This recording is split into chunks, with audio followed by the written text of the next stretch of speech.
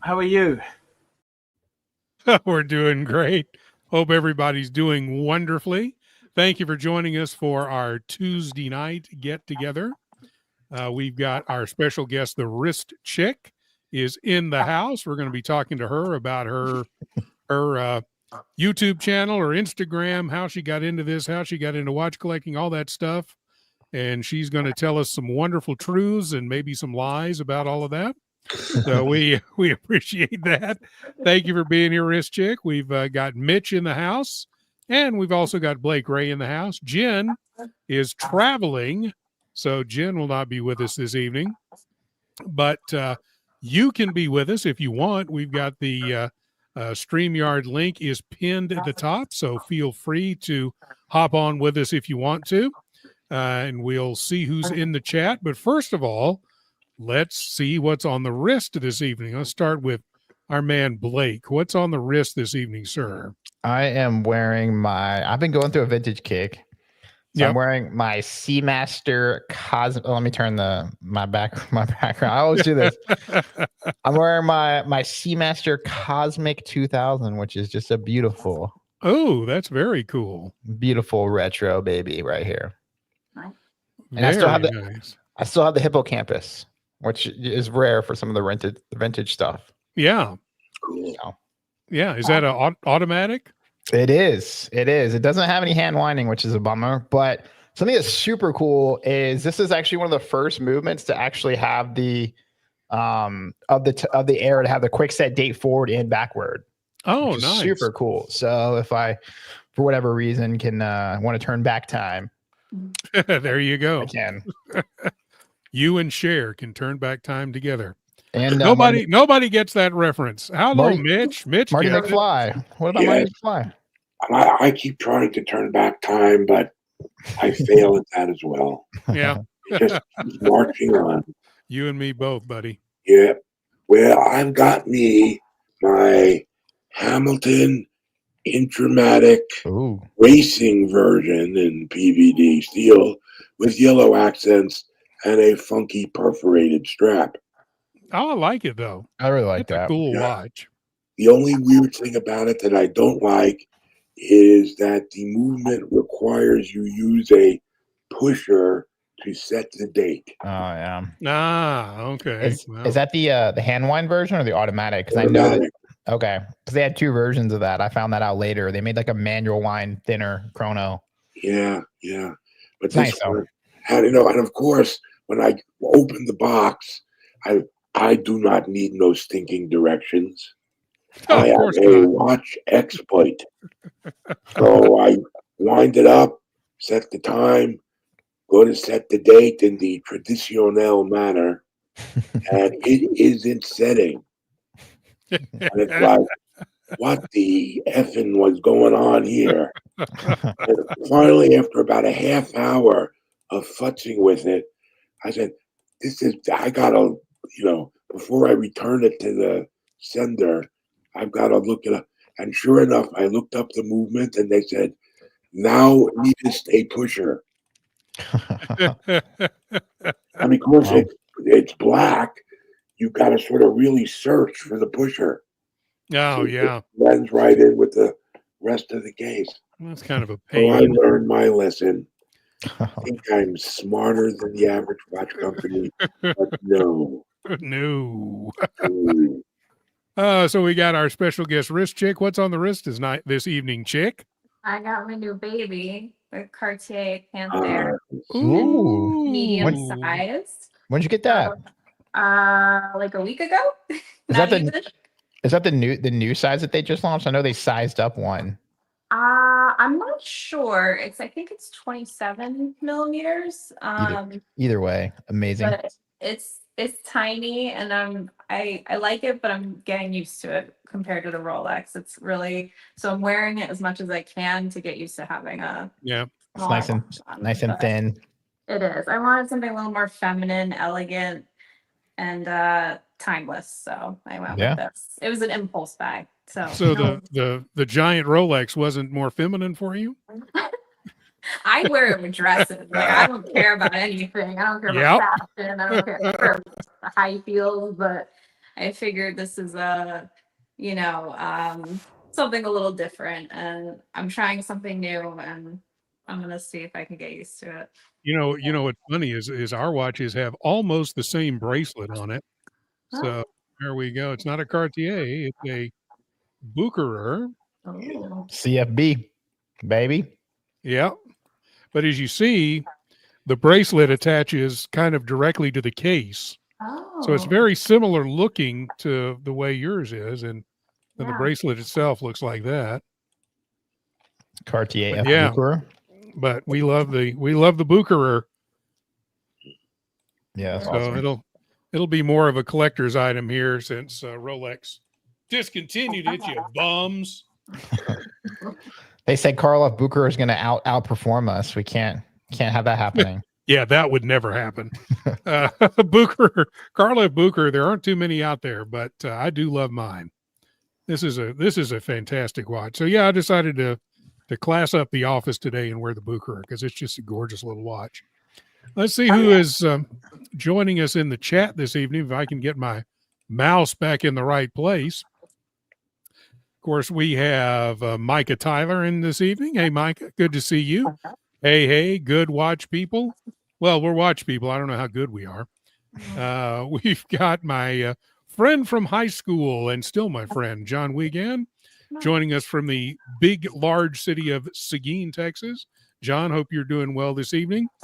From Indianapolis, Indiana, we've got Trap Vision 3D. Hey, Trap, good to see you. From across the pond, staying up way too late or getting up way too early again, Thomas Burdett, thank you for being here this evening. And we've got Red is in the house this evening. We've got Vimal in the house. And we've got our friend Oscar Nunez. 38 of you watching, tell us who you are. There's Dingleberry Farm. Good evening, all. Good evening. Somebody brought their troll account. Yeah, I hope you're growing those dingleberries well down on the farm, my friend. Mr. GMT. Hey, buddy, how are you doing? Hey, man. All right. You'll see Mr. GMT at the end of the show because we're playing the classic 2022. Come and get it. At the end of our show this evening.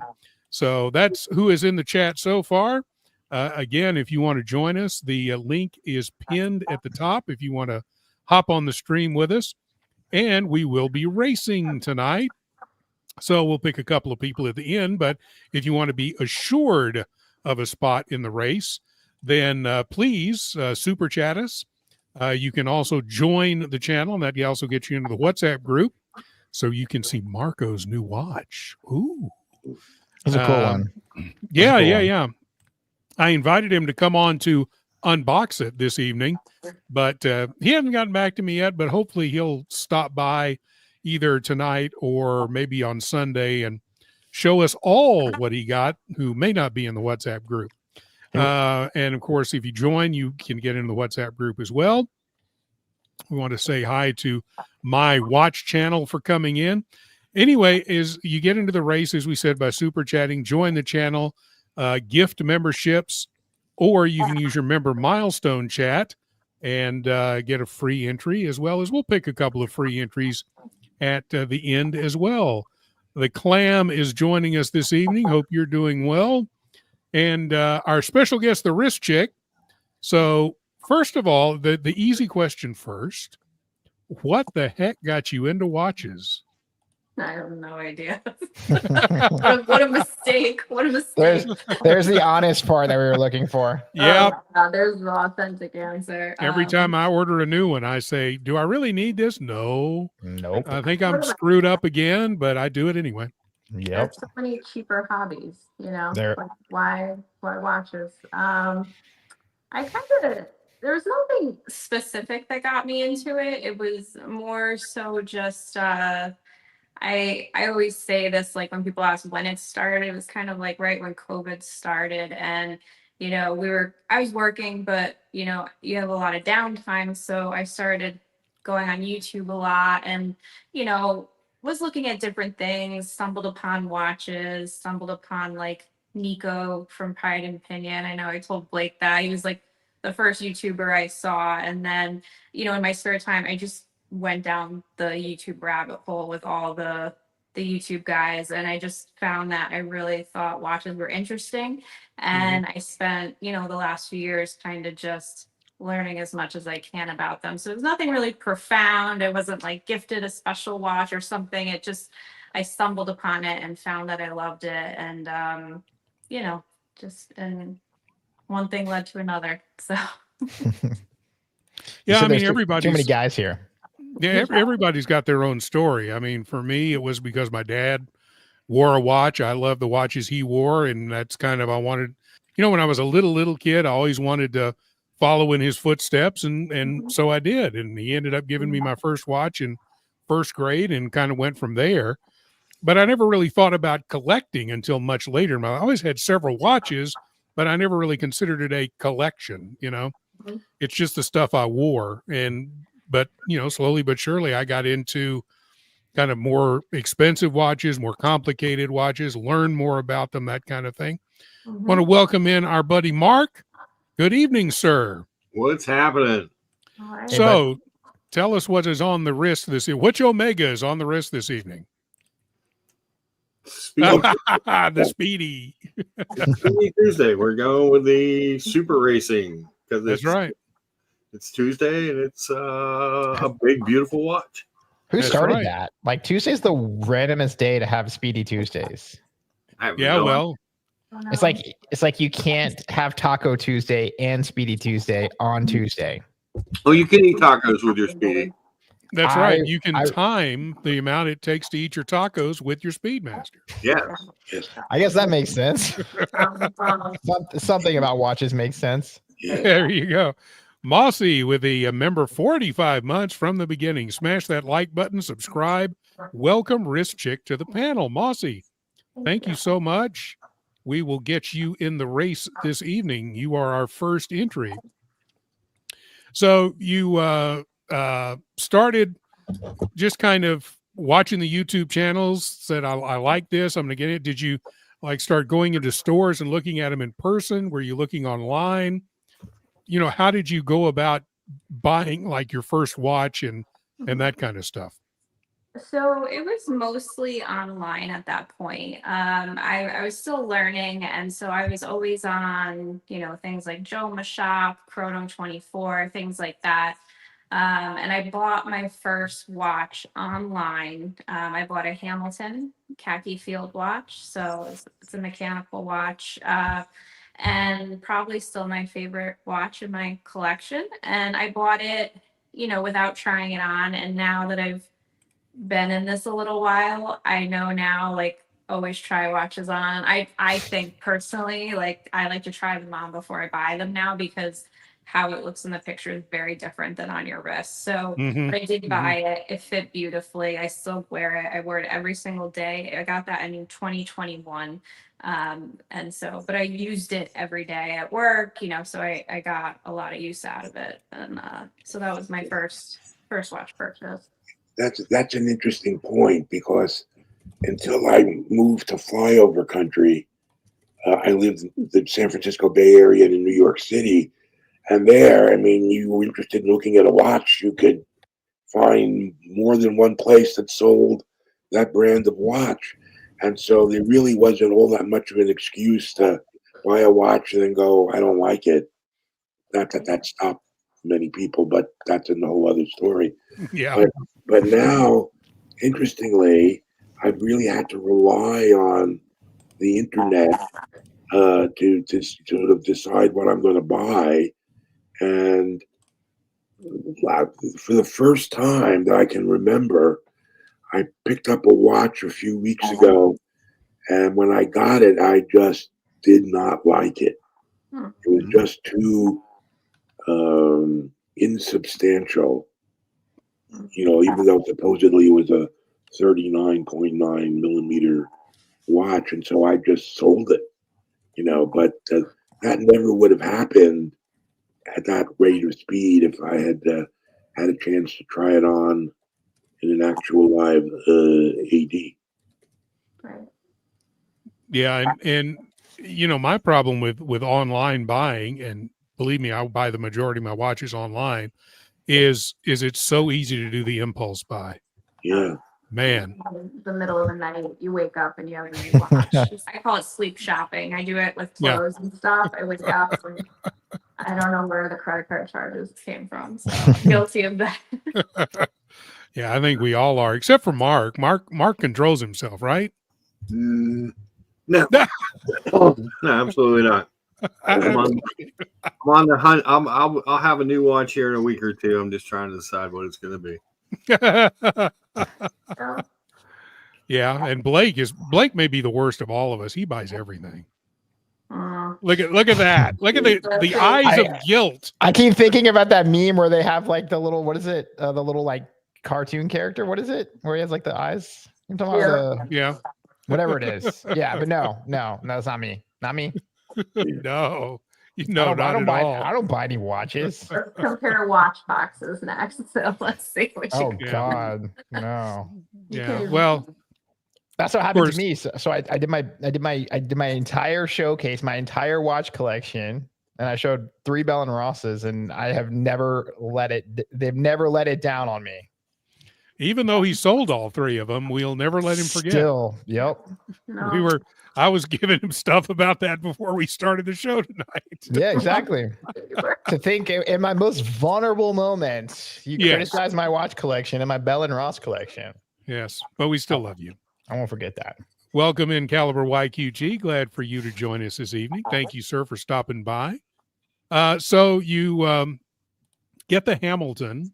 Mm-hmm. Tell me about how it felt when you first put it on and saw it on your wrist and you're like, wow, okay, now I'm hooked. It felt really good because it just fit perfect, and it was so much nicer in person than online. Yeah, it was a brand new one, but again, It's my first time having a watch. It was a bigger watch, and I grew up with just my mom wearing watches. My dad, you talked about how your dad did. My dad did like manual labor, so he never wore anything. He couldn't wear anything. But my mom always had a very, very dainty, tiny little lady's watch that she same with my mom. Yeah. So when I got this, it was like a little bit of a shock to me, but I was like, oh, this is my style. Like, cause I'd always tried my mom's watches on, and I was like, I don't know.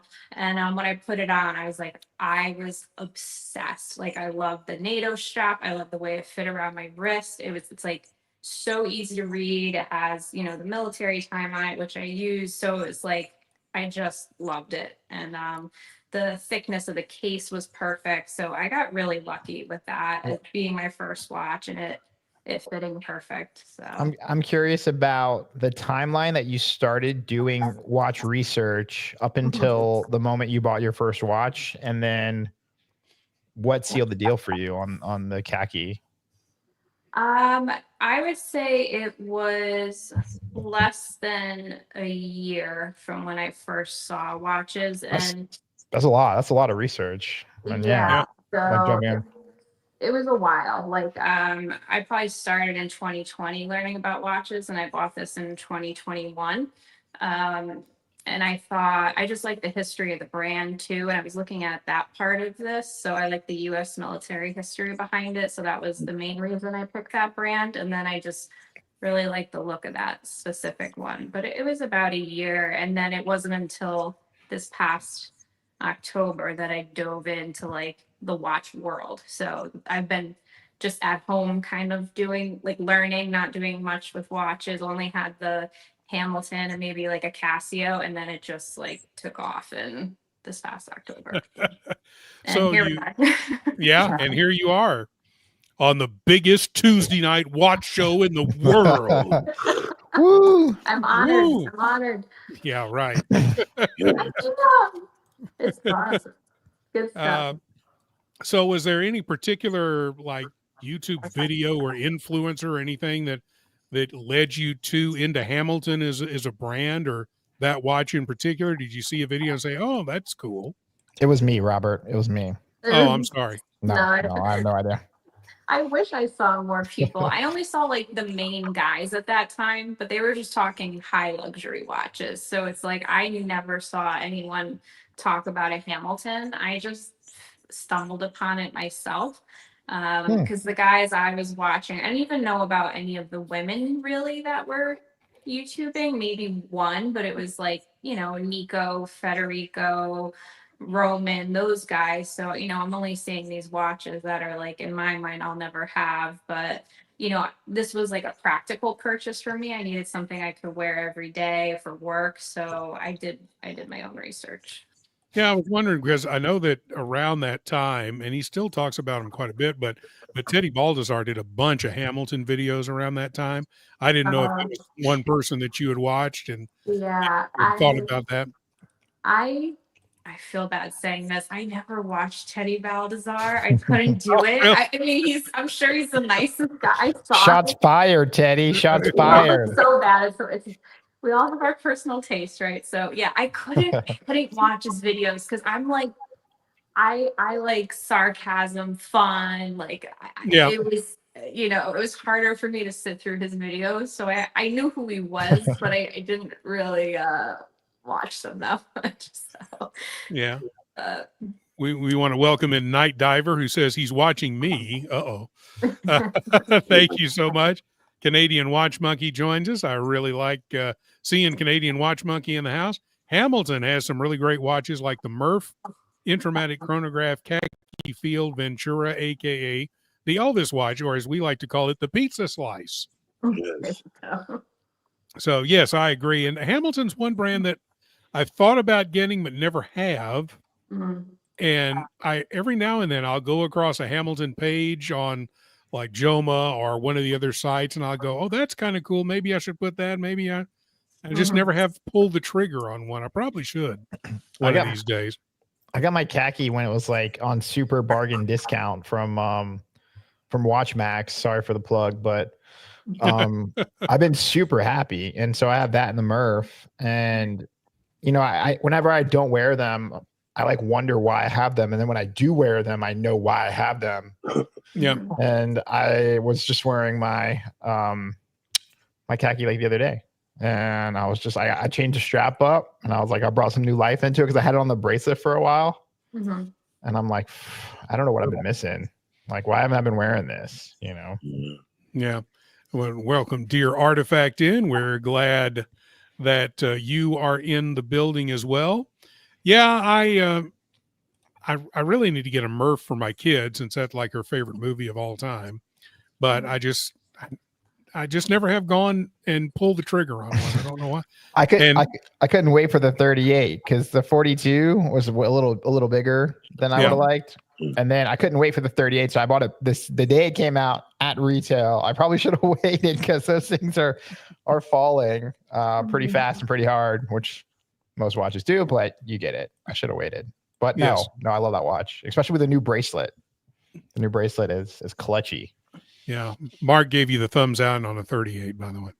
Aw. Boo, 38. Well, you need like a gorilla watch though. Like a 45, 46, 48. I mean, it's 44 and a quarter. Wow. I mean, you could go bigger, right? Maybe I should get a big Pilot's. Yeah. 40 big Pilot 46. I did buy a small watch. Which one is that? That's my new Timex. Oh, that's right. I forgot that you got that. Yeah. That must have been a fluke. Hold it up to the camera real quick. Let's take a look at it. Oh, that's cool. Little anadigic action. Yeah. I had one of these in college. Yeah. So when I saw it on you guys hooked me up with to look at the Timex website. When I went over there, I was like, holy crap, there's my old college watch.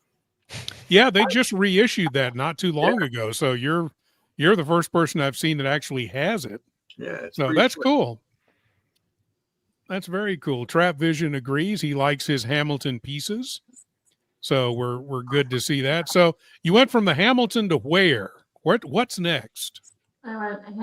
Hamilton to Omega, two-tone gold and stainless steel. I escalate quickly with things. No joke. I don't mess around. If I like something, I realize that with watches, like it's pretty start line to finish line real quick. bad. So I bought, and this one I had bought from Federico at Delray Watch. So I had talked to him and knew him. So that was my first pre-owned watch. And I was a little nervous buying one because it's online. How do I know it's real? So I'm still learning, but I knew Federico at that point. So I bought it from him and it was just perfect. And I knew it was similar in size to my Hamilton. It's not a super dainty, it's a Constellation, but an older one. It looks more of like a men's size, but it's still feminine, pretty as like champagne dial. So that's what I escalated to next was the Omega. Yeah, those are really nice. I've seen those in person. They're gorgeous. Yeah. Watch Lounge, $5. Thank you, sir. Cheers, guys and gals. Looks like no talk. Hope everyone is well. Looks time. No talk. Hope everyone is well. Sure. I got Sounds so. Everyone is doing well. So you get the Omega. You've got your first, I mean, I guess really getting up there, luxury watch. Yeah. You like it, you're wearing it around a lot. Where do you go from there? And then I went way off the deep end. I went to a Rolex. So I wish I had a better, I wish I could lie. Wait, I'm trying to think if I have anything else. No. I have like a Casio, like a clear one that I wear when I travel to places that are not safe, like I have like that go-to Casio for like crazy international traveling. But yeah, it went Hamilton, Omega, Rolex. So, and then, yeah. I think we've all determined that Casios don't count towards your watch allocations. Like those are, you can have as many of those and you could still not go towards your overall watch collection number. Yeah. So I forget, and I've seen your Rolex, but I can't remember which one it is. So tell me about your Rolex. It's the GMT Master 16750. It's the black. Oh yeah, that's right. From 1983. Right, the one that Duco wants back one of these days. So it has the original parts, the aluminum bezel insert, the matte dial, the plexiglass. So that's what I like about it, is that older look. I don't really like the look of the new Rolexes with the glossier dials and ceramic bezel inserts. So I just like that model. And so I found one. They're not as easy to find with the original parts from that specific time with that transitional dial. So I was very happy. I've had some help finding it. And I bought it offline, and I had tried one on before, so I knew it would fit. I knew that I loved it. So I bought it offline, and that was the most expensive thing I've ever bought with a credit card from my bed. And so it was terrifying. That was like the ultimate sleep shopping. Some Rolex. So. Tell me about your unboxing moment. So the watch arrives, comes to your door, you sign for the package. I was so nervous because I think I brought, what did I bring this up? I don't know, my YouTube video, or I told someone this. I saw the watch online. I knew it was old, obviously. So you're going to expect a little wear and tear. But then the day it was going to be shipped, they emailed me pictures and they said, by the way, the watch looks nothing like the online pictures.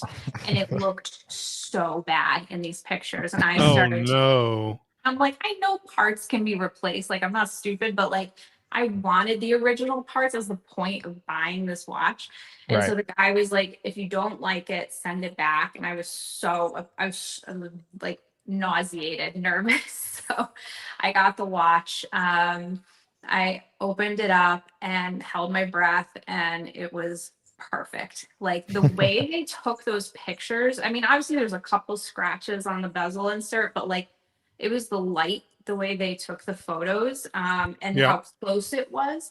So you really couldn't see it. So I actually was nervous opening the package. I wasn't excited. So, but I was like jumping for joy at that point and put it on. You know, I needed a link or two, you know, I think one link taken out, but I just was obsessed. I was like, oh my God, I had chills. I was so excited. So great feeling, but nerve wracking.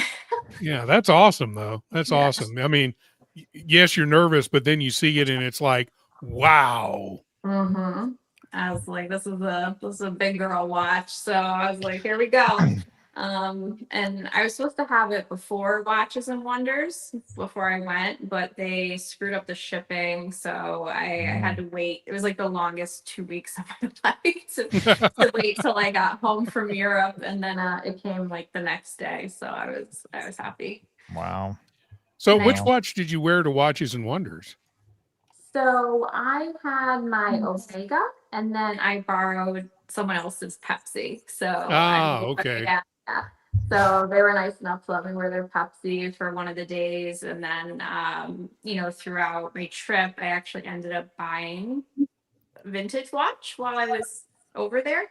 So I ended up doing that. I bought a vintage Zenith. So, and then another small. I know Zenith. I know the Zenith guy. And then I bought a small dress watch, just like a cheap, you know, quartz thing that I just liked the way it looked. So Yeah. Cool. So tell me about your vintage Zenith. Before we get to that, let's thank Mitch, our man down in the corner there. $2 Tuesday night watch mania. Yeah, absolutely. Yes. Smackdown. Smackdown. It's not In the- WWF, the Wristwatch Federation. That's right. I feel like we would get sued for using that, but that does sound really good. those sound good. So you got, tell me about the Zenith that you ended up buying. Were you just, going shopping, just looking around and this caught your eye? Yeah, so again, impulsive, you know, story of my life. I mean, the Rolex wasn't, that was very thought out. I was like looking for a specific reference number.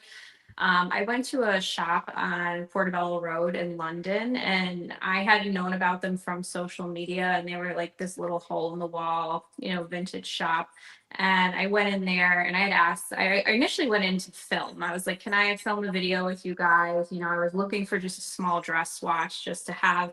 And then I found the dress watch, and then I saw the Zenith in the case, and I was like, oh, that's really nice. And the person I was with was like, that's really nice. And I was like, you should try that on. And I was like, yeah, put it on. And I was like, oh my God, it was just gorgeous. It's solid gold from 1964. And it's just beautiful. It has the date, you know, and like that domed kind of case. I should just, I don't even have my watches with me, they're in the other room, but I could grab it if you want. Yeah. I'm not a Zenith expert, so I can't really go much into it. We'll bail you out. We'll bail Yeah. you out just this one time. Yeah, if you want to go grab it, we can talk about this super chat we just got. Yeah, go ahead, I'll be right back. Yeah, okay, no problem. So Tim Lewis, thank you so much for the $2 super chat, Tim. Any watch shows around West Virginia, Kentucky, or Ohio? I know that, I don't know if it's happened yet. Teddy's got a deal coming up with Grand Seiko at his place in, where is he? He's in Cleveland, right? Yeah. I think so. Yeah, Cleveland. I've been to a couple events at his place. Excuse me, it's about 2 hours from here. He's actually a really nice guy in person, even though he has tiny, tiny rat bastard wrists. Well, the next time you see him, I emailed him like, I don't know, 6 months ago, asking him to come on the Tuesday night show. So remind him that he needs to come on. There you go. Robert, we're D-listers here. We gotta wait a little bit before we can get those A-listers. Yeah, well, I want Teddy on the show. So hey, we've had Nico on the show. Come on. Yeah, but he's like one of the homies, though. You know. That's true. Yeah. And Nico, if you're watching right now in the middle of the night over there, hop on, man. We'd love to see you again. But yeah, Tim, I know that Teddy's got, I believe it's still coming up, a Grand Seiko event. You can check on his website, and I'm sure it'll tell you if it's already happened or if it's still to come. West Virginia and Kentucky, I'm not all that familiar with. But we'll look around and see if I see something before the end of the show, or if one of you guys wants to do some Googling and see if anything's coming up. I don't know anything right off the top of my head. I mean, there's always, like, if you're close enough to DC, you could go to district time, which has already happened, but that usually happens in, I believe, late March or April in the DC area. But I don't know of anything else right off the top of my head. But if we think of something, we'll let you know. Just hang with us. Yeah, and Canadian Watch Monkey, I saw that. I haven't watched the video yet, but he's got a video about his Zenith factory tour and talked about its amazing history. So that will certainly interest our Zenith expert, REG, and our new Zenith lover, Blake, and our Zenith lover, the wrist chick, who, by the way, is going to show us. Yes, sir. I got to correct you. I've had one of my second luxury watches was a Zenith. There you go. He's been with them a long time. Long time. No, so not new. But speaking of beautiful Zeniths, let's see what you got. Oh. I don't know. Here, let me take it off the cushion. It kind of blends in. So it's a Zenith Stellatina. Is that okay? I don't even know what it is. It's a Zenith automatic 28800, and it's like. So it's a Zenith Stellatina from the 70s with the caliber 2562. There you go. So it's gold. It has the date on it. Perfect size too. It's These a are awesome. really good size. Is it the automatic or is it the manual? Automatic. It feels like. Okay. Feels like when you. So the 2562 PC. There you go. Okay. Perfect. Because I didn't know anything about it, and usually I research watches like crazy, and I bought it. So those are tremendous values too. Are they? Okay. I think so. I think so. I have no idea. I think so. Yeah, I think I got a good price on it. We had a lot of fun in the shop. You can spill the beans if you want, but no, it's up to you. No pressure. Actually, I thought I got a deal, but I didn't realize the conversion of pounds to US dollars, and I was like, oh my god, they're being so nice to me. And then I did the math, and I was like, oh shoot. I was like, I think it was maybe 800 pounds, 790 pounds. I don't know. I don't know. Yeah, so about $900. About $1,000. No, 900,000. Yeah. No, because both watches were nine. Oh no, that was pounds. You're right. Both. I bought another watch too. Oh, okay. This one together, they were 900 pounds. Okay, I was about to say that's a little steep for the Zenith, but yeah, no, it was together. They were okay. Just makes under 900. So. Yeah, that makes more sense because that Zenith is around, I'd say around 600, 700 USD max.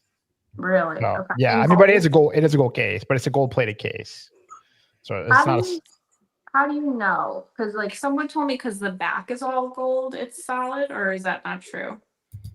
Well, they did do a limited edition of those pieces, but back in the day, they were doing like electrostatic and plating.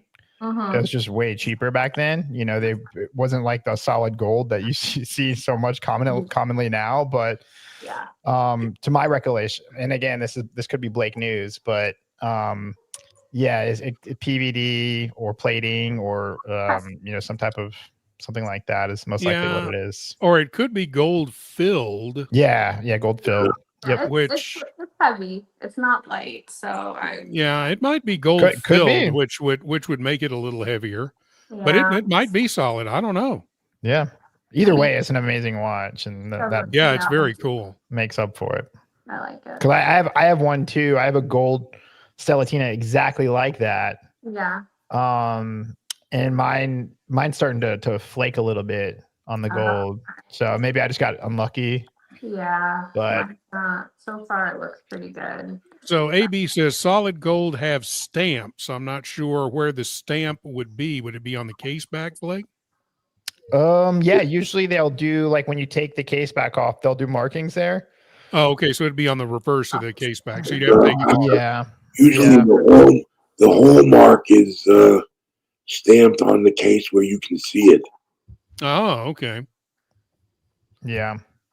Well, back then it wasn't like they had like all these fakes, gold tone shit that they have now. You know what I mean? Like to get gold, you had to use gold, Yeah. And so gold filled plated. Yeah, this is 1964 with this because of the serial number, the reference number. So 1960. That can't be correct. No, because the 2562. So they started off with a move. Again, sorry. Well, you guys will learn next week why I know all this useless information. So they came out with the 25. There was a 2532, 2542, 2552, and 2562. Which the 2562 was the first one to have the 28.8 vibrations per hour, which is printed on your dial.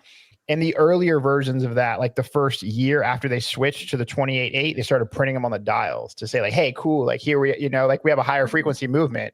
But everything pre then was 21.6 vibrations per hour. So that puts your watch like mid 70s.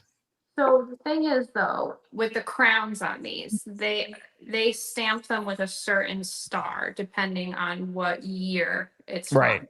So if it's the little like weird, if you could pull up if you could show me the crown too, I could. So I think this one is 1960 to 1970. I looked up. That can't be right. Text me a picture of it. Yeah, Is it like the little like ninja looking star? It kind of looks like a ninja star. Yeah. So that's accurate for that period. Right. Is that 1960 to 1970 or is that farther out? I don't know the logo, but I know the movement. Okay. So the logo I researched. I knew the logo was, I think 1960 to 1970, but I could be wrong. I don't know. Well, a lot of watchmakers were they weren't as pure and as accurate back then. Mm-hmm. So like, for example, I've heard of instances where like, when you send a watch back, they just change the caliber. They weren't like, oh, like it has to be the matching caliber and this and that. Right.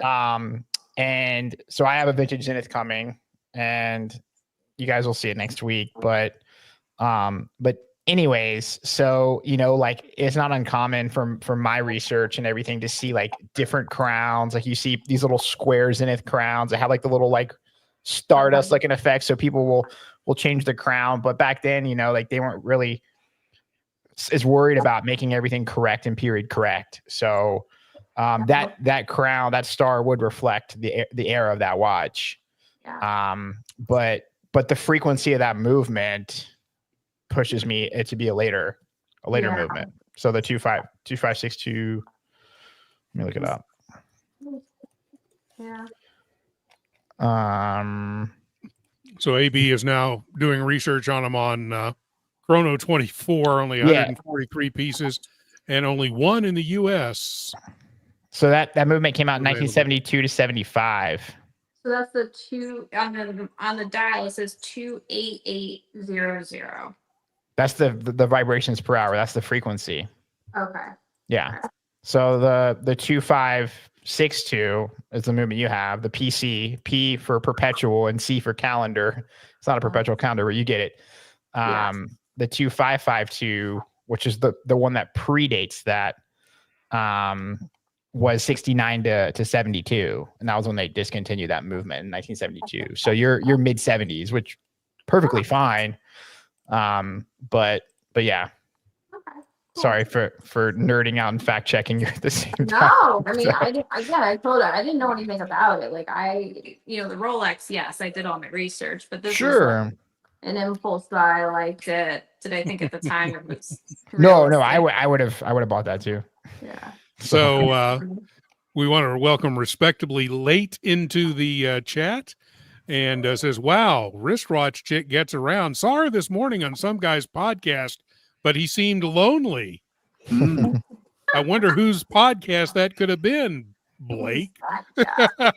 Yeah, no, this is funny timing because we literally just dropped the podcast this morning with the wrist chick herself. So here we are streaming about it. I know. No. It wasn't planned that way either. Yeah, no, it was not planned at all. So.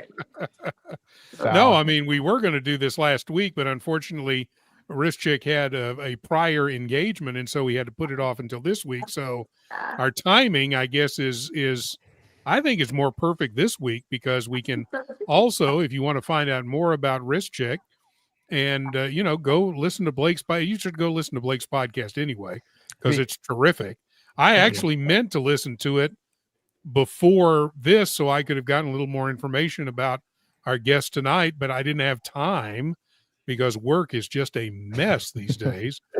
So I'm just kind of flying by the seat of my pants, just asking whatever I want to ask.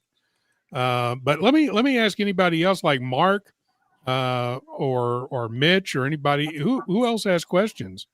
Let me take a little break from asking the questions, and you guys get into it for a little bit. You're the question guy. Not that exciting. What do you want to know? Mr. Question Guy, come on. What's up with that? I feel like I'm on the spot.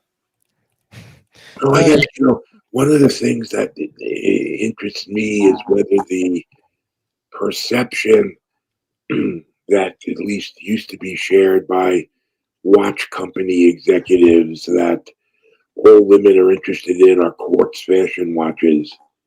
Has that been going away, or is that still the predominant? I think the Daytona fixed that because. Yes, Mark and his Daytona is a women's watch movement. Yep, that's what everyone says. The women are supposed to be wearing Daytona.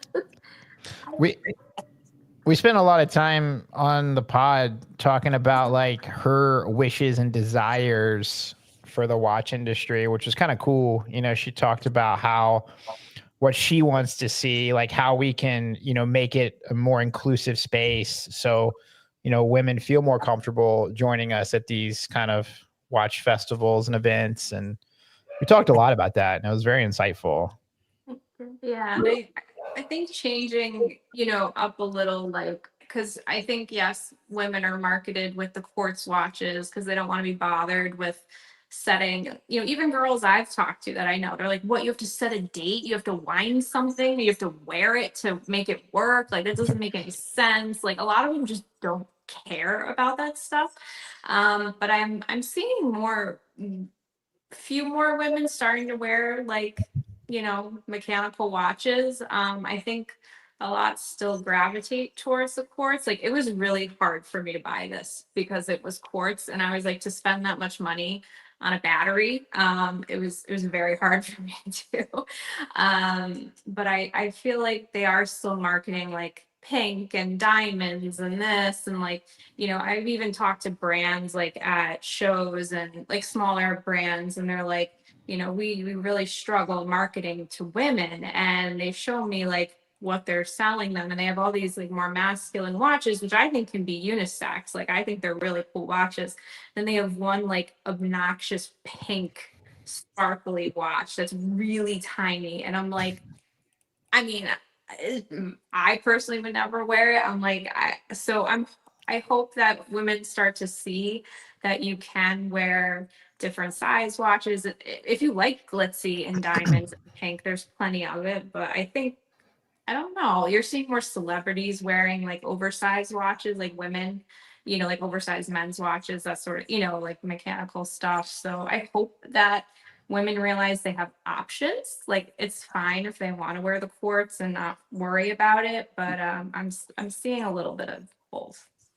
I've noticed that brands will market it towards the non-enthusiast, like watch enthusiast females, instead of just saying like, hey, we can make this 42 and a 37 and not change anything about it, and it would be perfect, Yep.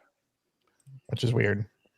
But well, and I think too, you talk about all size watches for not only women, I would say that all size watches for men too. Yeah. Now Mark is going to stab me in the gut, but I don't have a problem with guys wearing smaller watches. I've got some smaller watches.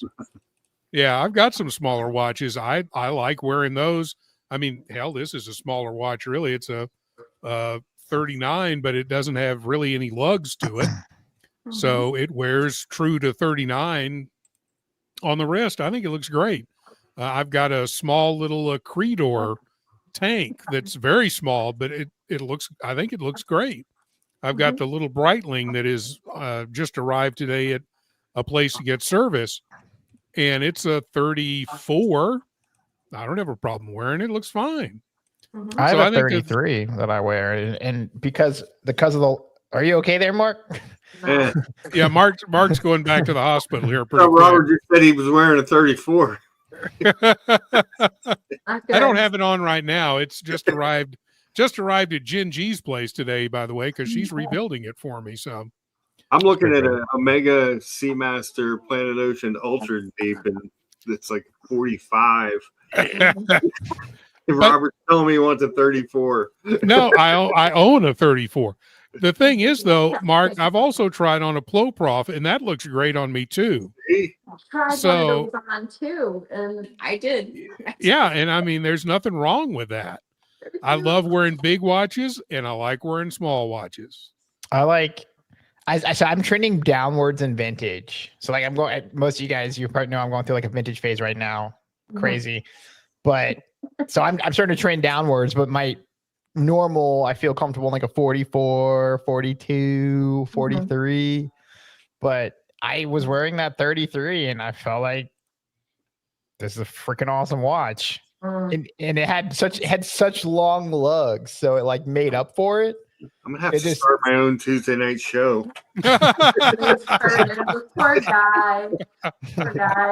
I don't even like wearing this watch. I'm having a hard time with this, and I'm a girl. I mean, I'm looking at all the other watches. You'll get used to it.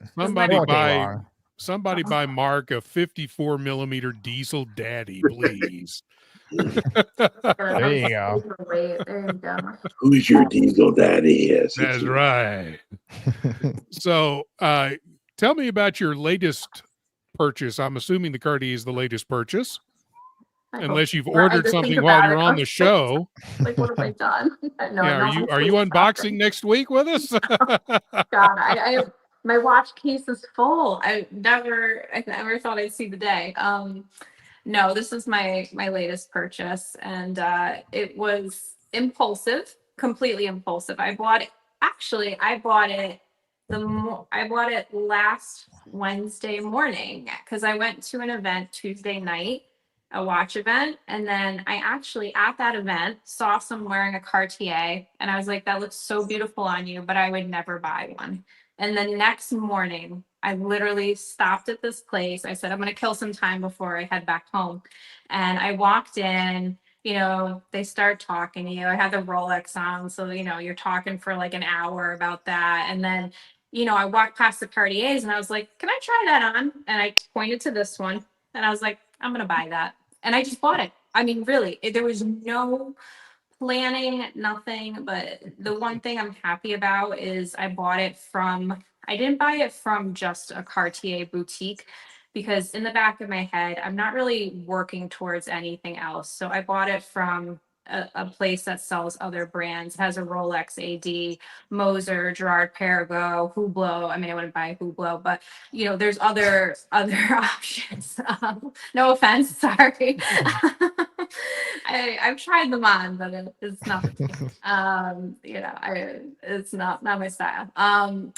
But they have jewelry, so I thought this is a good place to start a relationship with a bigger purchase, I guess you could say. So because again, Cartier, I don't know if I'm working towards anything specific. So I thought, so the place wasn't super spontaneous, but the purchase was completely like, I just walked out there with the red bag and I'm like, what the hell did I just do? And it was like out of body. I watched myself buying the watch. I'm like, what is happening? What are you doing? Like, you don't need that. You just bought a Rolex like a month ago. Like, you don't need this. Yeah. And, you had an out of body experience. You're done. You're done for now. It's just gonna snowball from here. So you mentioned Cartier, and a wild Nate appears. And he has what I was about to say. When your watch case is full, there's only one thing to do: buy another watch case, which is exactly what I did when I filled up my first one. It's so big, though. It's like, I know. No, there's some, cheapo little things in there. But yeah, I got I don't like, how do you stop buying watches? So that's my question for you guys. How do you stop? Blake, you can't answer that question. Well, actually, I can answer. Can I can answer this now because I did something recently that I never thought I'd do, and I sold like 50 watches out of my collection. Oh wow. Okay. Which I mean, like I don't know if I talked about it, but anyway, no. So yeah, I think, and I mean, again, I just try and put these rules in place, and I'm like, okay, like if I see something that I like let it cook, like let me think about it for 90 days or 180 days or whatever. I used to impulsively buy things. I'm like, oh, this is a great price. This is a great price, So I fall victim to this mentality that this is a once in a lifetime deal, and it usually never is. So, so yeah, just setting some type of, I guess, rule or schedule or whatever you want to call it. And then once I bought a watch, like I'm putting a rule in place that I can't get rid of a watch for at least a year after I purchased it. So that way, like I can make sure it has time to kind of acclimate into the collection and see if it makes the rotation. And if it doesn't make the rotation, then I'm starting to do like JJSW stuff, So yeah, just trying to get rid of some stuff. That's good advice. Yeah, I mean, there's some people who live by the rule, and there's a guy in Australia who's really good at this, and I'm trying to remember his name. Paul. Oh gosh, if I remember it, I'll let you know. But he has an 8-slot watch box, and his rule is if he brings one in, one goes, and he is absolutely faithful to that. So I mean, that's something you can try. If one comes in, one goes. Yeah. I mean, what I would do is if you want another watch, I would buy something that is going to replace one of your lower end, so you end up increasing the value of your watch box and increasing the quality of the watches you have as you replace.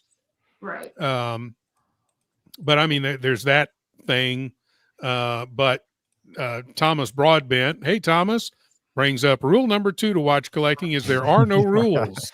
It's true. It's true. It's just opinions. It's all opinions and The- watches. Like the only- John D. Buy, hold, build an empire. Build the empire. Well, John D, who's trying to convince me to buy a 42 millimeter watch, but telling me I need a 38. And he says only you get 2 watches and it's all downhill from there.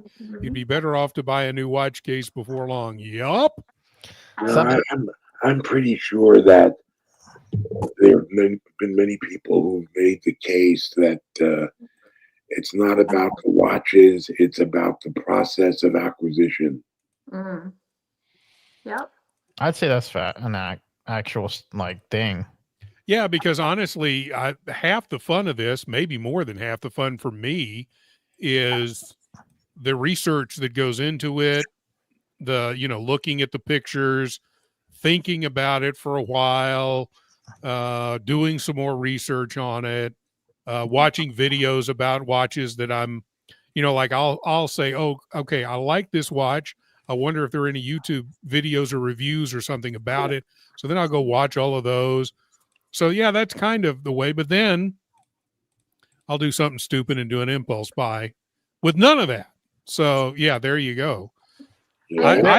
I don't impulse buy Cartier though. That's the thing. Well, that's my problem. See, I impulse buy a freaking Seiko. It's a big difference. I can't. So I think honestly, what I might do is tell myself, because I would have preferred this in gold. To be honest, I wear gold, but it was 20 something thousand for the solid gold. So I think what I'm going to tell myself is that I'm not buying another watch until I can get a gold piece. And maybe that would keep me from, because the price of gold is so outrageous right now. Oh yeah. And I have steel watches, my Rolex, and then I have my Omega, which this was like scratch the itch of the gold for me. Let me put you full screen on that with the Omega. Oh, that's gorgeous. That That's reminds me of the awesome. watch I have on. That Yeah, reminds like me a lot of the Bucherer. It's a Constellation, 2007. That's Um, awesome. So two-tone, I love this. Like it's dressy, but it's also a little bit bigger, it's not, and I wear it with jeans, I could dress it down.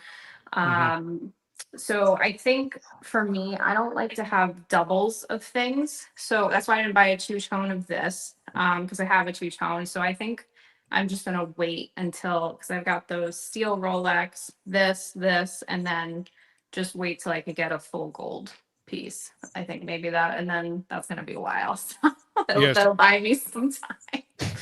Nate knows because he's seeing a counselor for this problem.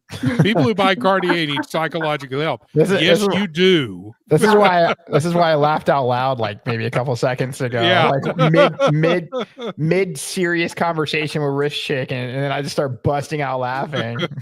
More sage advice from John D. Mark, you need a 36 millimeter, he says. He's trying to convince me to buy a 42 millimeter No Time to Die. And welcome Jin G into the chat from her travels. Absolutely. Glad to see you in the chat, Jen. Oh my, what a mess. Yeah. I'm crazy. So, Well, That most people I know who collect watches, that's not the only thing they collect. yeah. So there's something about the process of acquiring stuff and organizing it and looking at it and whatever, I have researching it. yeah, I have some designer bags too, but we won't get into that because I think Uh-oh. probably Jen is the only other female in this stream, and I don't think anybody cares. That's our Wednesday night stream. Okay. Yeah, Designer we bags. do designer bags on Wednesday I night. know a guy in California who used to give me all sorts of shit about my watch collecting. And then on the probing, I found out that he had like 150 pairs of custom cowboy boots. Talk about the pot calling the kettle black. Well, yeah, I mean, you've got a lot of people on here collect knives as well. JJ is a knife collector. He's also a flashlight collector. He likes all kinds of different little flashlights and stuff. Yeah, boots. Yeah, I collect them too. He's got boots. Yeah. We got Ronald in the chat. I'm starting to listen to you guys. I collect designer furniture. That's kind of cool. Yeah, that's cool. That is cool. Ronald, thank you for joining us tonight. We haven't seen you in here before, so please, if you feel like joining us, you can join the channel. You can that'll get you in the race tonight. If you're interested in the race, you can also do a super chat, a member milestone chat.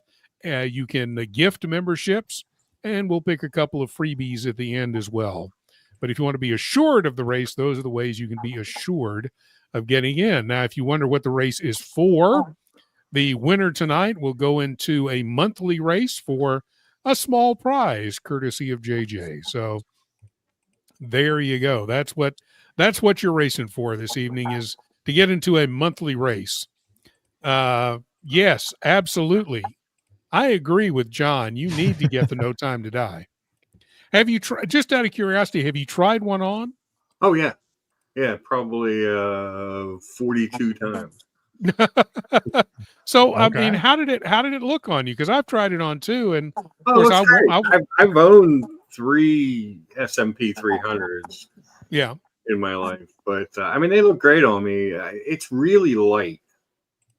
Well, yeah, because of the titanium, absolutely. Yeah. Do you not like how light it is?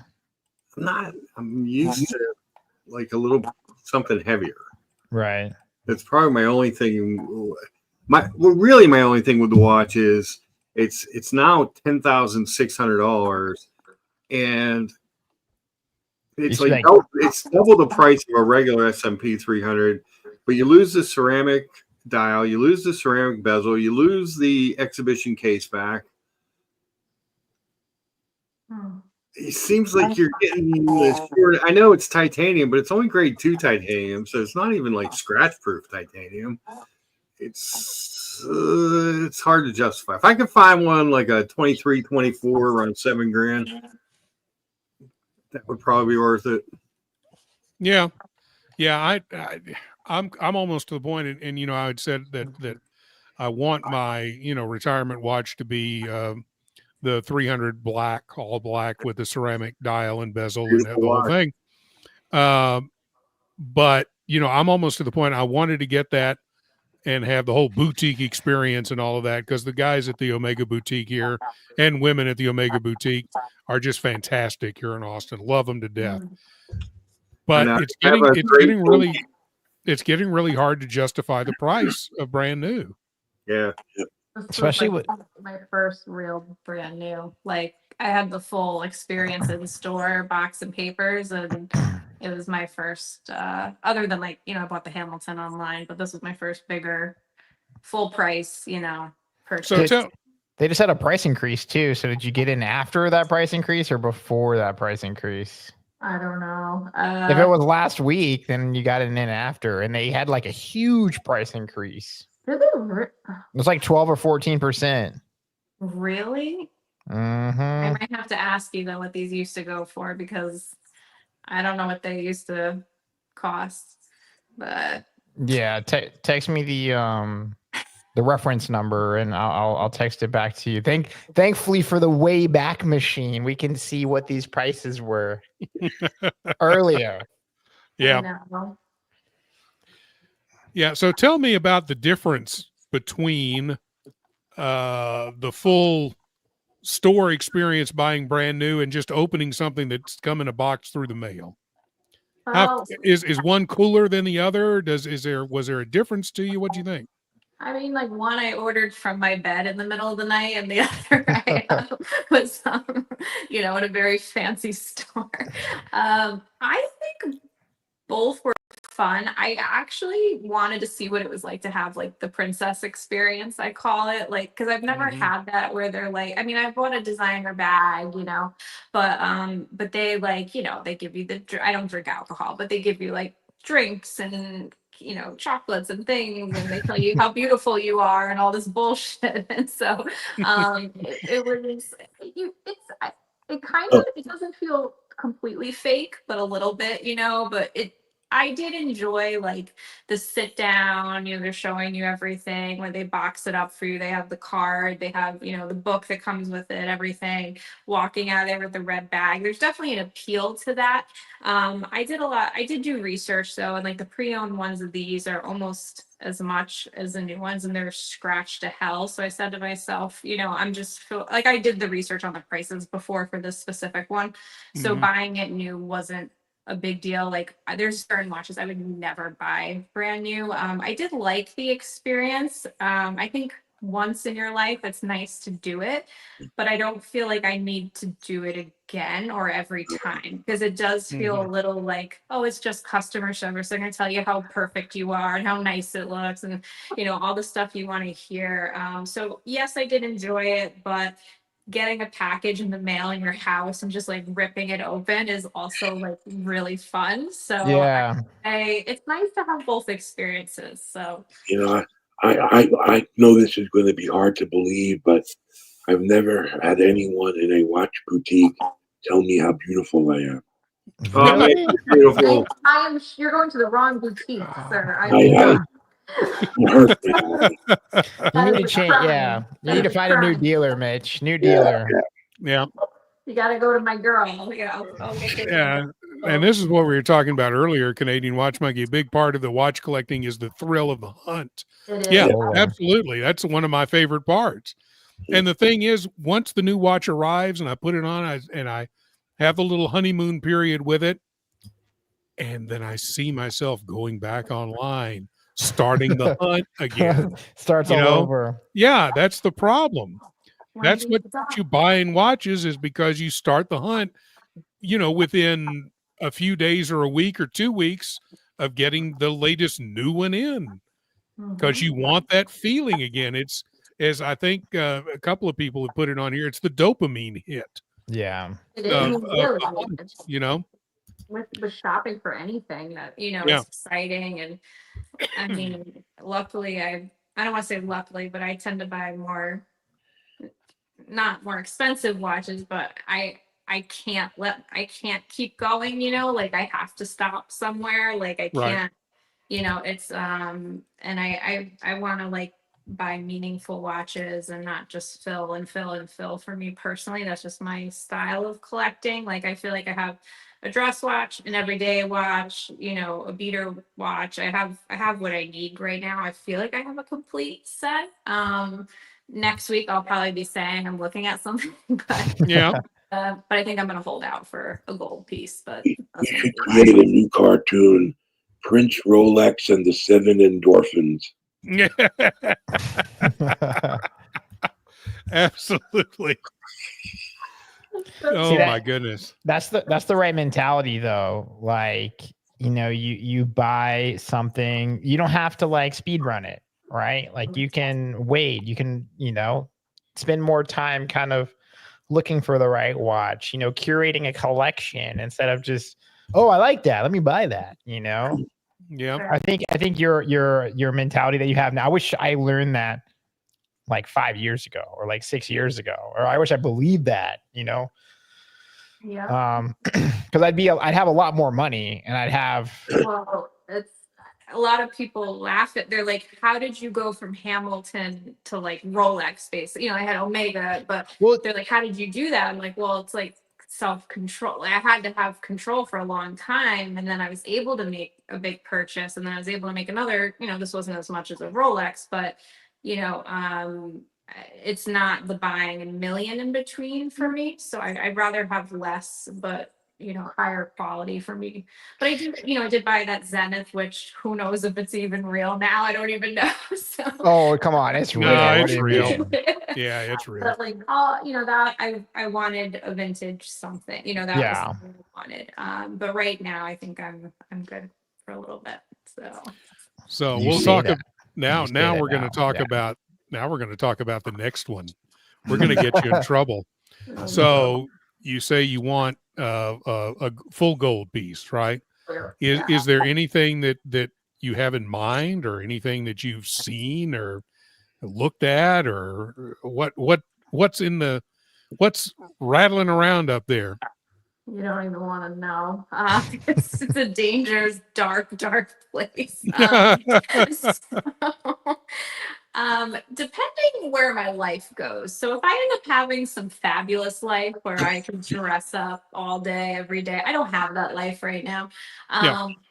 I I feel crazy saying this because it's more of a fashion watch, but the Bulgari Serpentine, um, in solid gold. Um, I'm Wow. not cool enough to wear that at this point in my life. I have not enough places to wear it. That would be like a very like a watch you can't wear often, but I did love that in solid gold. But there's some Rolexes I like in solid gold, Cartiers too. But the Bulgari Serpentine, it's ridiculous, you know, like how like I don't have the lifestyle right now to get enough wear out of that for the price that you're paying for it. You're not gonna wear that to the gym or the pool, huh? Yeah, the 7 one, you know, the little 7 that goes over your arm. Just like, I saw you know, like eight of those at the Bulgari store at King of Prussia Mall. yeah, You They're want- beautiful. They are they're beautiful. gorgeous. I feel like a Cleopatra in it, but you know, I don't have the lifestyle of Yeah, they're amazing. When I sold watches, I actually like to sell them too, because people just really, well, at least I sold them to. We had one guy that came to one of our watch club meetups, and he was wearing one. no way. Huh. Yeah, and I was like, I've never seen a guy wear this watch. I've never seen that. But he Even, was like, the all small about it. one, Yeah, like, he was all about it. And three. I was like, dude, that's actually kind of cool. Like, Was it like silver? Was it, or you know, like it was a steel? gold one. It was a gold one. Really? Yeah, he had a gold one, and he also had a ceramic one too. Yeah, and it was like it had like the multiple different loops, you know, the tail, the long tail, whatever you want to call it. Yeah, the only reason I would consider that watch, or the only reason I bought this watch is because I wanted something that looked like jewelry, really.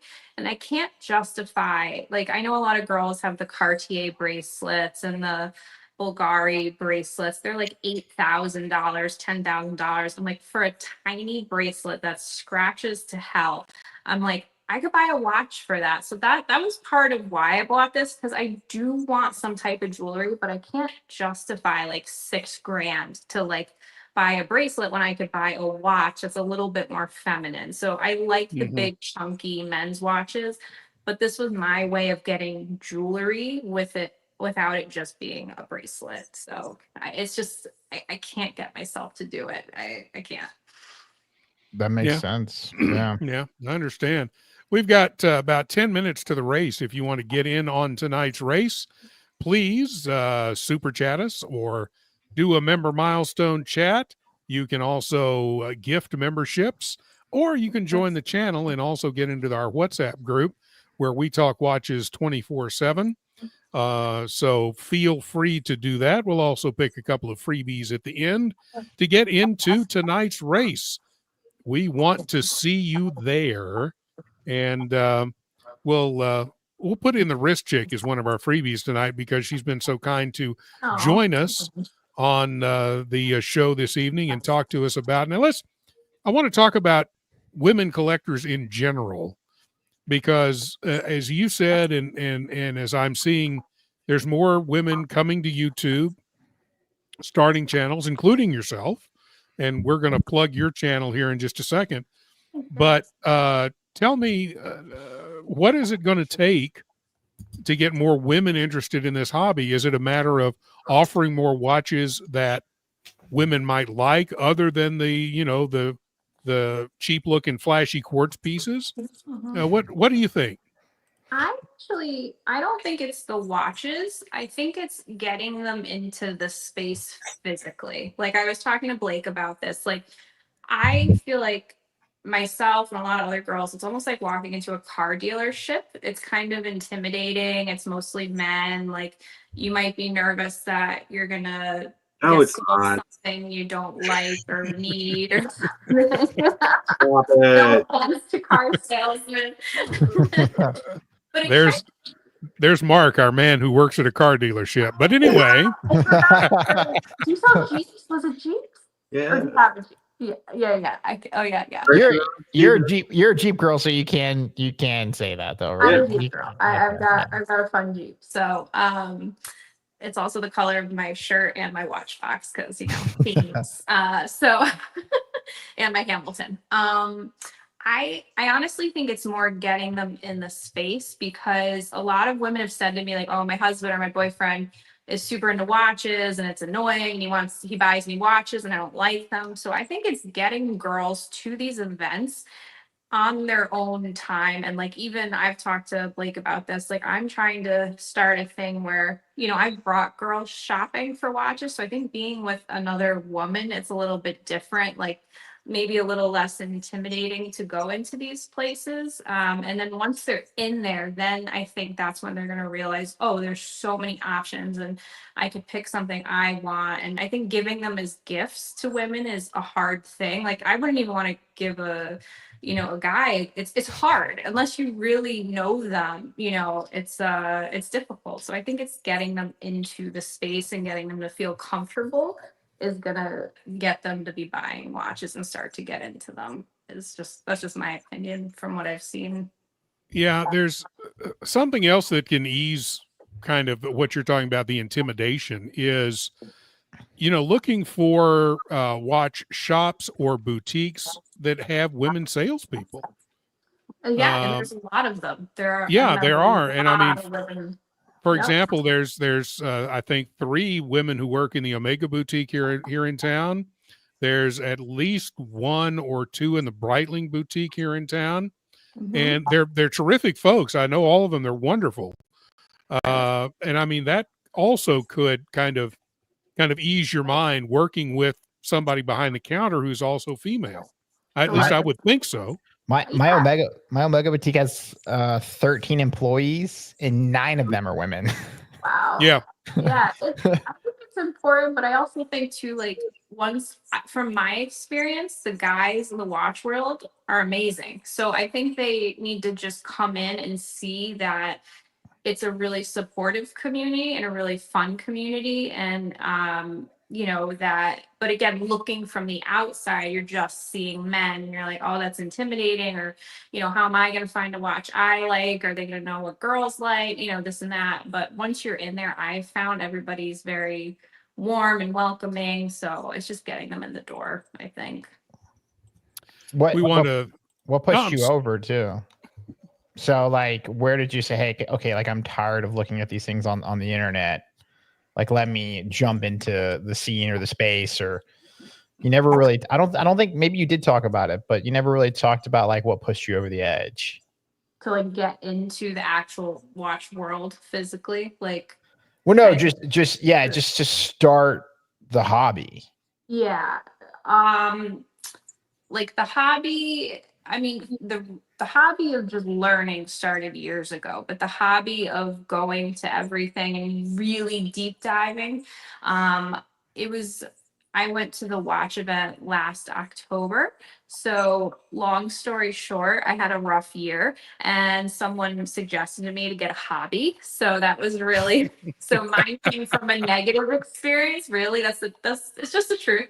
I won't get into details, but you know, had a really bad year and someone said, you know, you need to find something fun to do. And what's something you like? And I said, well, I love watches. They're like, why don't you go do something? So I Googled watch time. New York City was coming up. I had no idea what to expect. What do I wear? What is it going to be like? I literally just hopped on a train, brought someone with me, went, and then it just took off from there. Like went to Wind Up Watch Fair that same day, in that weekend. And that's really what pushed me. Was I needed to find something to do and I needed something to keep me busy, and it was something that brought me a lot of joy and it was a lot of fun. So that I went from a negative situation and used it as something like, you know, to pull me out of that. So that's how it was for me. That's terrific. Hot Watcher member for 29 months. Thank you for your membership, sir. Great show tonight. Keep up the amazing work. We appreciate you being a 29-month member. We've also got one from Nate. I'm seeing a full gold Cartier Santos in her future. Well, Nate, since you've got several of those, why don't you just send her one? Yeah, we can do a trade. Do you want like a bright orange Casio that I don't want anymore? I've got options here for you, buddy. That's right. She'll trade you a Casio for one of your full gold Cartiers, buddy. I have a clear one that's yellowing if you want that. Oh, that'd be perfect. That's perfect for you, Nate. That's absolutely perfect for you. We want to welcome Bubba Hotep in. Hey, Bubba, hope you're doing well this evening. Thank you for coming in. And a $5 super chat, or excuse me, £5 super chat from Thomas Burnett. Risty, I know that the Moser Vanta Black Tourbillon is your grail, but what is your realistically affordable grail? Rolex, Cartier, or a cheaper Moser? What? A $91,000 Moser isn't realistic? Come on, Thomas. Sounds like somebody listened to our podcast. Oh my God. He knows. I want it so bad. That's a hard one. I would say realistic grail right now. I can't say the brand, but I would say it's actually just a solid gold piece, because I love the look of gold and it's not cheap. So I would say, you know, I don't know if there are Mosers that I like, but at the same time, they use a lot of bright colors, and you know, people call me Princess of Darkness for some reason. And so I know, or Empress Vader, I've been called. So I probably wouldn't buy a cheaper Moser because a lot of they're beautiful dials, but I want like the all black, you know, and I'm sure I could find something, but I would say full gold piece would be my grail, my more affordable grail at the moment. Very cool. Thomas, thank you so much. 2 minutes till the race, 2 minutes. If you want to get in, you know what to do. And we'll put a couple of people in at the end as well as our freebies this evening. But if you want to get in the race, you got 2 minutes to get there. Let's talk in those 2 minutes about your YouTube and Instagram. And we want to thank our friend Ali Reza for popping in your YouTube link so you can get to her channel. We encourage you to subscribe because her channel's new and she needs much more subscribers.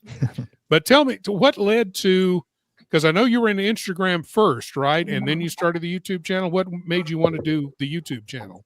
So I've always had my eye on YouTube from the beginning. I preferred that, but I knew that I couldn't just go into that because I'm trying to actually attract a female audience, and no woman is going to sit there for an hour and watch a video about tourbillons or something on YouTube. It's not going to happen. So I really I decided the strategy, build myself up on Instagram, get people to watch me. I get them in through jewelry, fashion, funny dating advice. How can I get women to view me? And then what put me into YouTube is when I bought the Rolex. I said, maybe this is my chance to do like an unboxing video. It's a big purchase. I prefer to do off the cuff stuff. And I've said this to a couple people recently. I made a couple videos on my YouTube that are just like me sitting there talking. I'm finding that's not really me, and I have a harder time with those. I can memorize all that stuff, just rattle it off quick in the video, but I prefer doing stuff like this, and I prefer being out in the wild. So I may change up YouTube a little bit with what I do, but again, it takes a lot of time. You have to get subscribers, things like that, to do that sort of stuff. So I prefer off the cuff. I prefer talking to people, stuff like this. So I may go a different route with YouTube. I post a lot of shorts, things like that, but I see myself heading in the direction of more off the cuff kind of stuff. Yeah, Gingy says she would watch an hour-long show on fashion, but she also says I have an illness. Yes, we know both, Jen. Well, we no, know both. I thought Jim was agreeing to watch an hour-long video on tourbillons. Oh, well, yeah, there you go. Tourbillon. Not fashion. Fashion tourbillons. How about that? Yeah. My bags, designer bags, Yeah. So I really thank you. While we've been doing this, Mark has been shopping. Yes. So yes. Just put in an offer on a No Time to Die, just so John D will stop yelling at me. Well, hopefully you get it and you can unbox it. Next, or I should say, unpouch it since it comes in a pouch. No. Unroll it. Yeah. Unroll the pouch. That would be very cool if you got. I hope you get it. I really do. We'll see. Did you see one on eBay that was listed for like $7,000, $8,000, and just throw in like your $800 offer, or like what? I saw one on Chrono 24 for 8,200 that I put in an offer for 73. Okay. You never know, man. You never know. One does never know. Well, if they maybe they'll bring a counter offer for 75 and you'll still be way ahead. There you go. We'll see. One of the things that I just will never understand is people who list a watch, whether it's on eBay or Chrono 24, and they say, or best offer, suggest a price, whatever. And I'll basically go in and ask for a 10 or 15% discount. And instead of coming back with a counter offer, they basically say, go fly a kite. Like, then why did you say just firm? The price? Yeah, like firm on the price. Exactly. Yeah, if you're firm on the price, just be firm on the price. Yeah. Just say that you're firm on the price. Don't say, "Oh, well, welcome to offers," or OBO. Like, and people need to learn how to internet these days. Nate says that they're going for 6 on Moda. Yeah, that's what I was thinking. Like, they're way cheaper than 7. 7 too. I sold a brand new one for $7,000 at one point, and I got in trouble for it, but whatever. Well,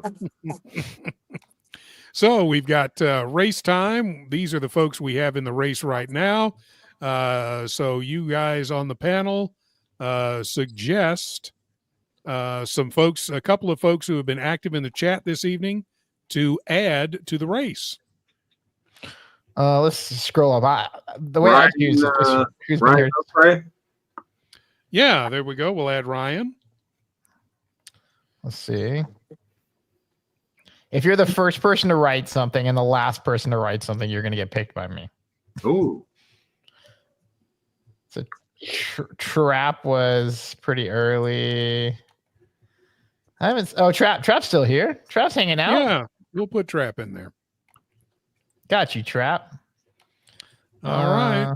Let's see who else. I think that's pretty much it. All right. Vamal. Vamal.